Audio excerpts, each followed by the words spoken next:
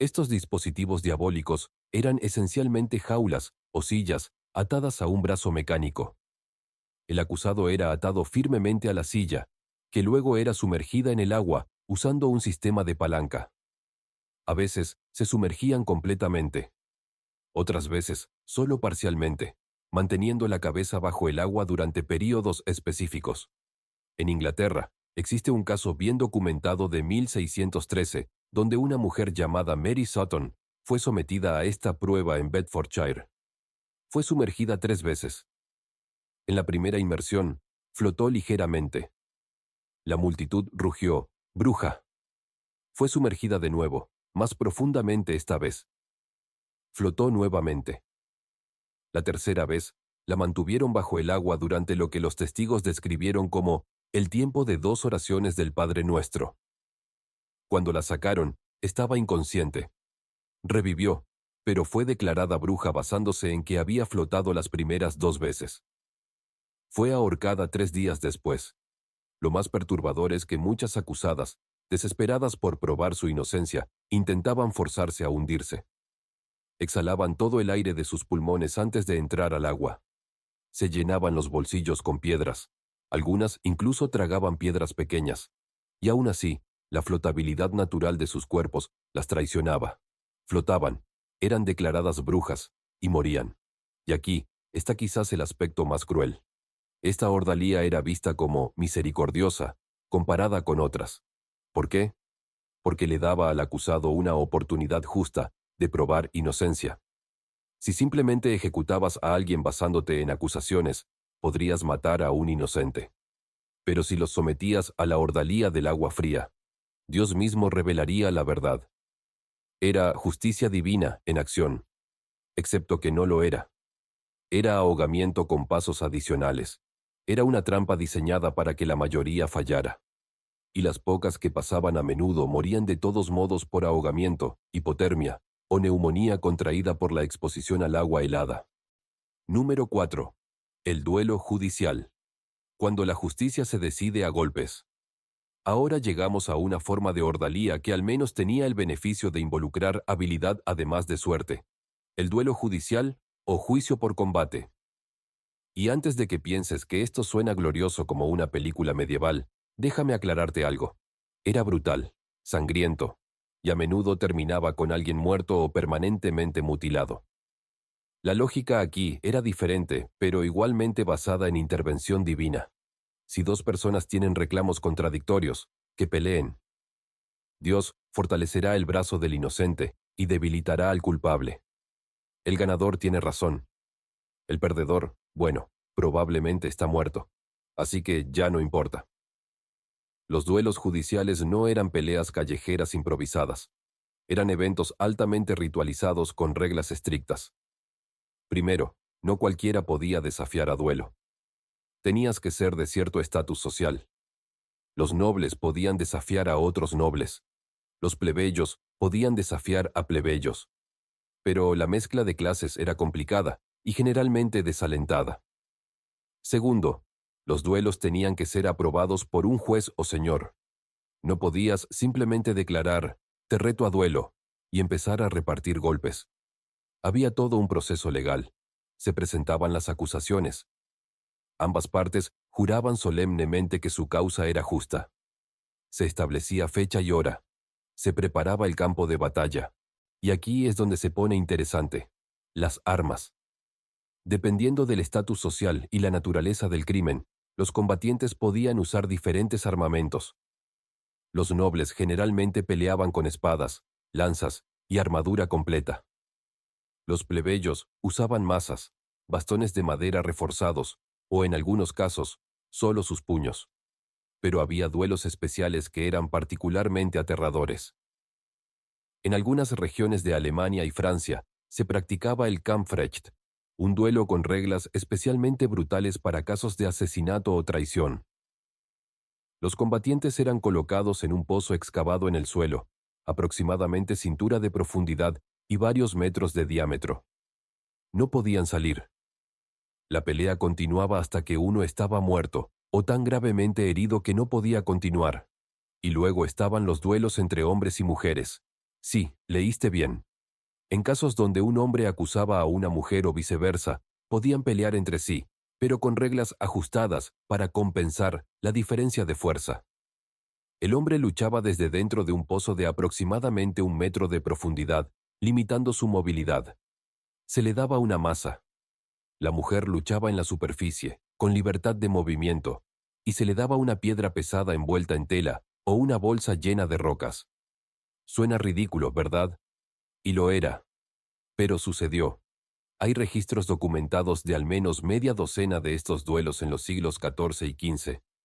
En 1228, en Berna, Suiza, un duelo entre un hombre acusado de robo y la mujer que lo acusaba terminó cuando ella lo golpeó repetidamente en la cabeza con su piedra hasta que perdió el conocimiento. Fue declarado culpable basándose en su derrota. En otro caso, en 1467, el hombre ganó, matando a la mujer acusadora con su masa. Su inocencia fue probada por su victoria. El problema obvio aquí es que la habilidad en combate no tiene absolutamente ninguna relación con la culpabilidad o inocencia. Un guerrero experimentado podría ser culpable como el pecado, pero ganar fácilmente contra un inocente sin entrenamiento. Esto era tan obvio que incluso algunos juristas medievales lo señalaron, pero la respuesta siempre era la misma. Dios fortalece al justo. Si pierdes, es porque Dios permitió tu derrota porque eres culpable. Y aquí está un giro fascinante. Se desarrolló toda una industria de campeones profesionales. Si eras acusado de un crimen y no tenías confianza en tus habilidades de combate, podías contratar a alguien para pelear por ti. Estos campeones eran esencialmente mercenarios legales, guerreros experimentados que luchaban duelos judiciales a cambio de dinero. Imagina el dilema ético aquí. Eres inocente, absolutamente inocente, pero eres un escribano débil acusado por un caballero brutalmente fuerte. Tu única opción es contratar a un campeón más fuerte que tu acusador. Ahora la justicia no se trata de quién tiene razón, sino de quién puede pagar el mejor luchador. Es justicia convertida en espectáculo deportivo con apuestas mortales. Los duelos judiciales persistieron sorprendentemente hasta muy tarde en la historia. En Francia, el último duelo judicial oficialmente sancionado ocurrió en 1547. En Alemania, continuaron esporádicamente hasta el siglo XVII. E increíblemente, en Inglaterra, la posibilidad legal del juicio por combate no fue oficialmente abolida hasta 1819. 1819. Eso es siglo XIX, la era de la industrialización, y técnicamente aún podías desafiar a alguien a un duelo legal para resolver una disputa. Número 3. La prueba del bocado bendito. Cuando la comida se convierte en verdugo. Ahora llegamos a una ordalía que suena casi cómica hasta que entiendes cuán aterradoramente real era. La prueba del Korsned, o bocado bendito. Y sí, esto era exactamente lo que suena. Comer algo y esperar que Dios te mate si eres culpable.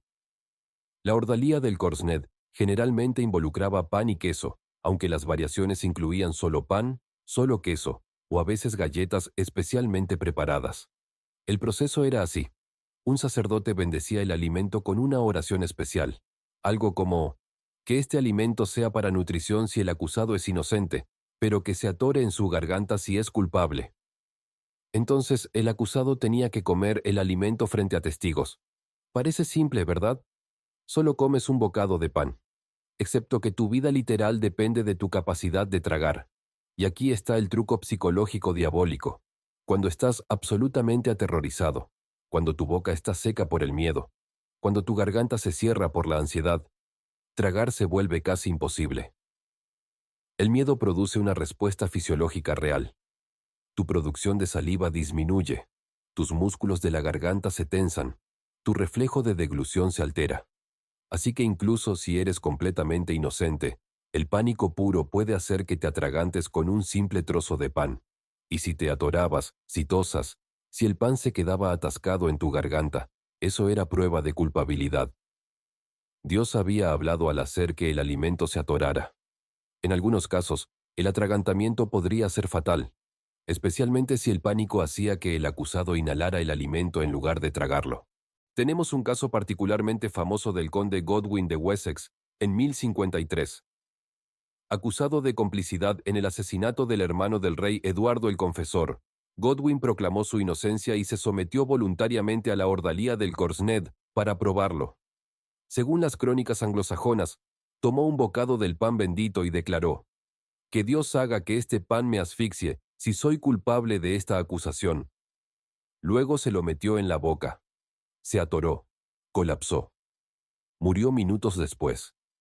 Ahora, los historiadores modernos debaten si esto fue un verdadero atragantamiento causado por estrés, un ataque cardíaco provocado por el pánico, o posiblemente incluso envenenamiento. El pan podría haber sido adulterado por enemigos. Pero en ese momento, para los testigos, no había duda. Dios había pronunciado el veredicto. Godwin era culpable. En otros lugares, especialmente en Inglaterra anglosajona, había una variación aún más elaborada. El acusado tenía que comer 1 onza de pan y 1 onza de queso, ambos benditos por un sacerdote. Mientras comía, el sacerdote recitaba salmos específicos, especialmente el Salmo 140. Líbrame de los labios mentirosos y de la lengua engañosa. La psicología aquí es fascinante y aterradora. El sacerdote, con su autoridad religiosa, está literalmente sugiriendo que la comida te matará si eres culpable. Para una persona medieval profundamente religiosa, convencida de que Dios interviene directamente en el mundo, esta sugestión es increíblemente poderosa. El efecto placebo inverso, si quieres llamarlo así. Tu mente, convencida de que serás castigado, puede crear síntomas físicos reales.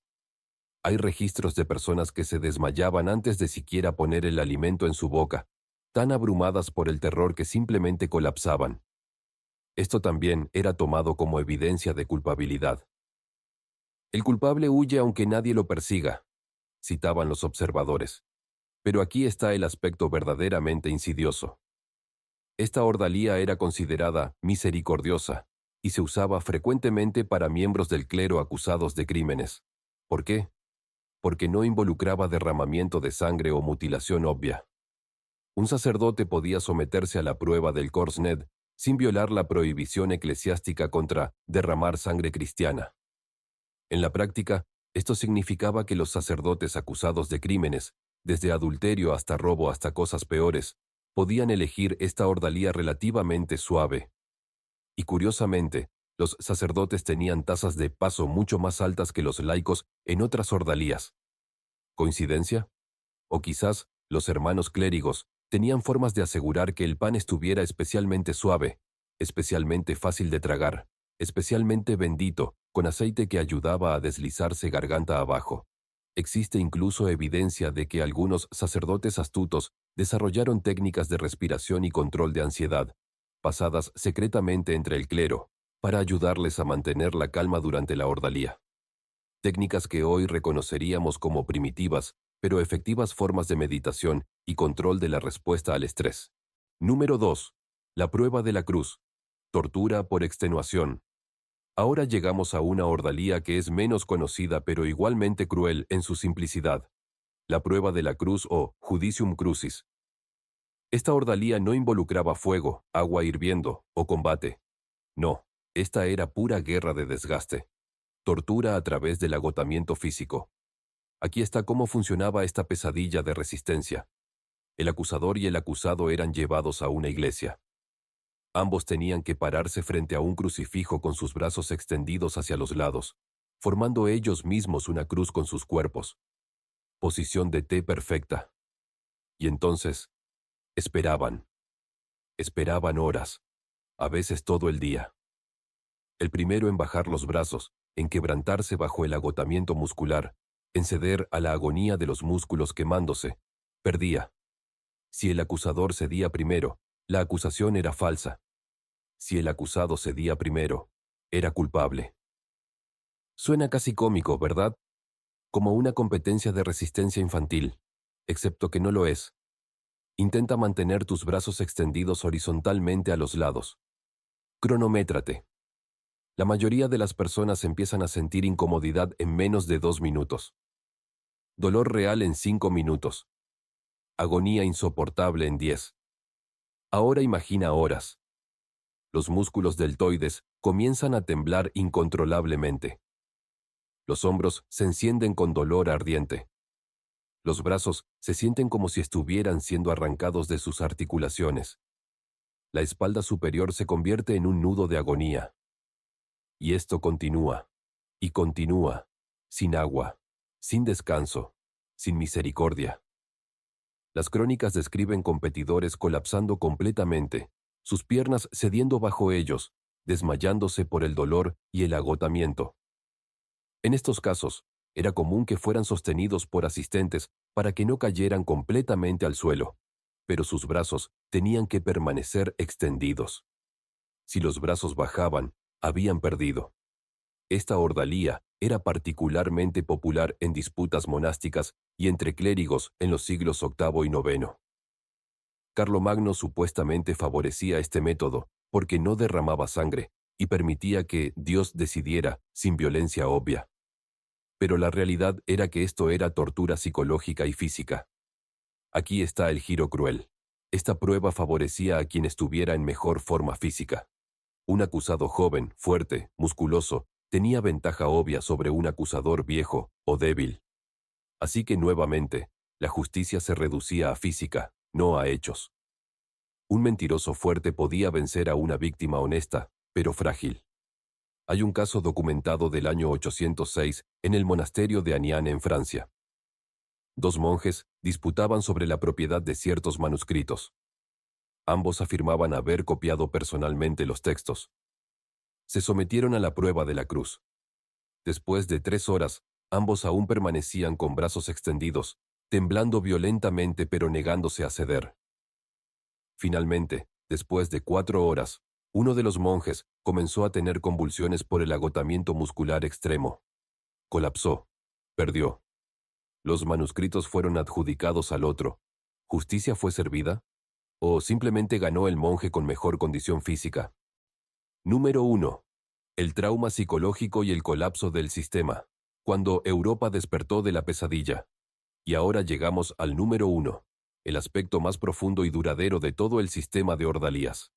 El daño psicológico masivo que infligió en la sociedad medieval, y cómo finalmente, después de siglos, colapsó bajo el peso de su propia crueldad. Piénsalo.